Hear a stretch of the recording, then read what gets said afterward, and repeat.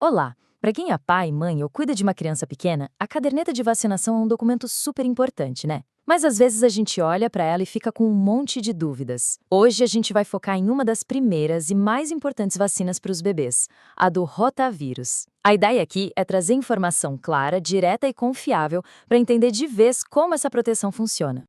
Bom, para organizar nossa conversa, a gente separou tudo em 5 pontos. Primeiro, vamos entender o básico. O que é esse tal de rotavírus e por que ele é perigoso?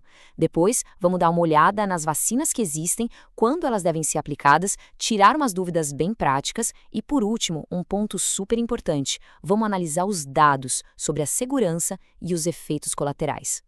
Então tá, vamos começar pelo principal. Porque para a gente entender o valor da vacina, primeiro a gente precisa saber contra o que, exatamente, ela está nos protegendo. Olha, rotavírus não é brincadeira. Não é uma simples dor de barriga. Ele é a causa número 1 de gastroenterite grave em bebês. Sabe o que isso significa? Vômito e diarreia que simplesmente não param. E isso pode levar um bebê à desidratação muito rápido. É uma situação perigosa que muitas vezes acaba com uma internação no hospital. É exatamente para evitar esse susto que a vacina existe. Certo. E como a gente consegue essa proteção? Hoje existem duas vacinas diferentes, mas, no fim das contas, as duas têm o mesmo grande objetivo. Vamos entender a diferença entre elas. Esse quadro aqui resume tudo de um jeito bem fácil.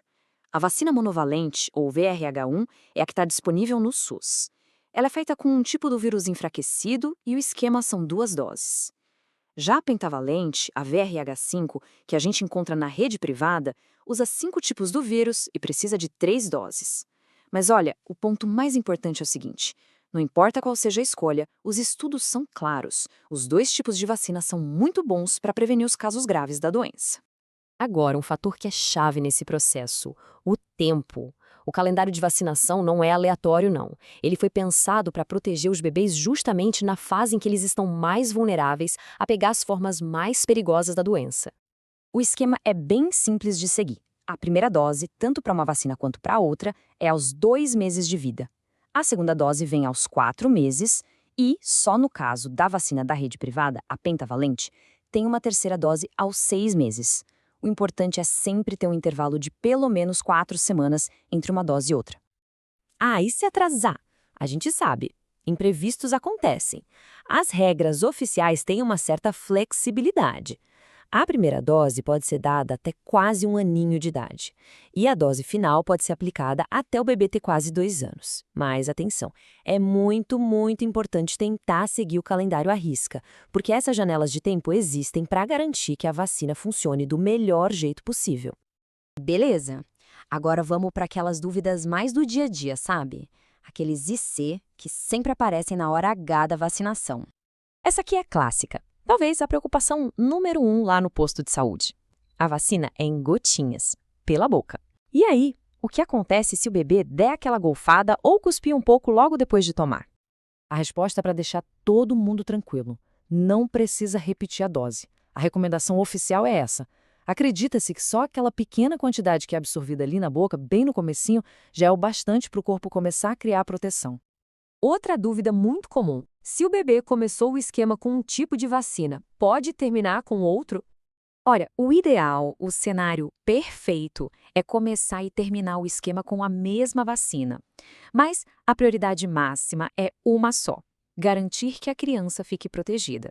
Então, se por algum motivo a vacina que foi usada no início não estiver disponível, a orientação é seguir com a que tiver. É muito melhor completar a imunização do que deixar o esquema incompleto por causa da troca. E claro, como acontece com qualquer vacina ou remédio, existem alguns casos bem específicos em que ela não é indicada.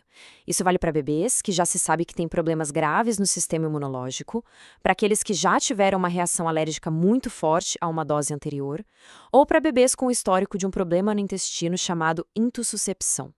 E para fechar, vamos falar de um assunto que gera muita dúvida: os efeitos colaterais. É super importante a gente olhar para os números, para os dados, de um jeito bem transparente e sem pânico, para entender a real segurança da vacina.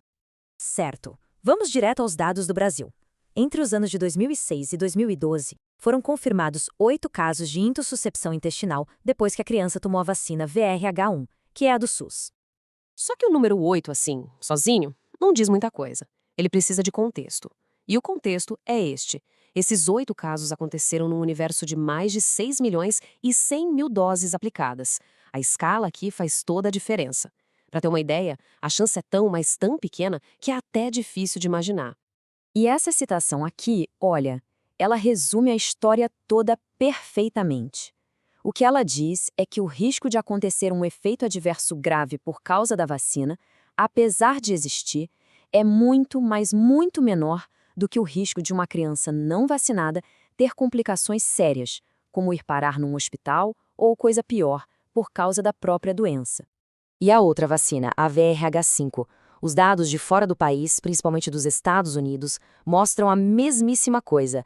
O risco de intussuscepção é baixíssimo, quase igual ao que já se espera que aconteça na população infantil de qualquer jeito, com ou sem vacina. Bom, e com isso a gente chega ao fim da nossa análise. O objetivo aqui foi exatamente este: trazer os fatos, os dados, de um jeito claro, para que a conversa com o pediatra que acompanha a criança seja ainda mais produtiva. A pergunta que fica no ar é: com essa informação em mãos, como as decisões sobre a saúde e o bem-estar da família podem ser tomadas com ainda mais segurança? Muito obrigada pela companhia e até a próxima!